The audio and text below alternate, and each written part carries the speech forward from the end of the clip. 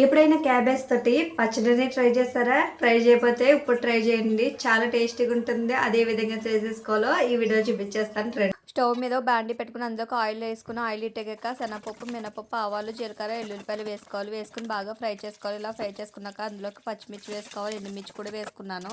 రెండు కమ్మటిగా వేసుకోవాలి. అందులో కరివేపాకు వేసుకుని బాగా ఫ్రై చేసుకున్నాక క్యాబేజ్ కూడా వేసుకోవాలి. క్యాబేజీ వేసుకున్నాం కదా, అవి పచ్చివాసన పోయేదాకా ఫ్రై చేసుకోవాలి. ఫ్రై చేసుకున్న తర్వాత అందులోకి 2 టమాటాలు ఇలా ముక్కలు కింద కోసి వేసుకోవాలి. చిన్న నిమ్మకాయ సైజ్ అంతా చింతపండు అనేది వేసుకోవాలి. టమాటాలు అలా క్యాబేజీ బాగా మగ్గిపోయింది కదా, అలా మగ్గిపోయిందని స్టవ్ ఆఫ్ చేసుకుని పక్క పెట్టుకుని చల్లారనివ్వాలి. చల్లారేకే మిక్సీ జార్లో అయితే వేసుకోవాలండి. ఇప్పుడు టేస్ట్ సరిపడగా ఉప్పు వేసుకుని మిక్సీ అయితే పెట్టేసుకున్నాను.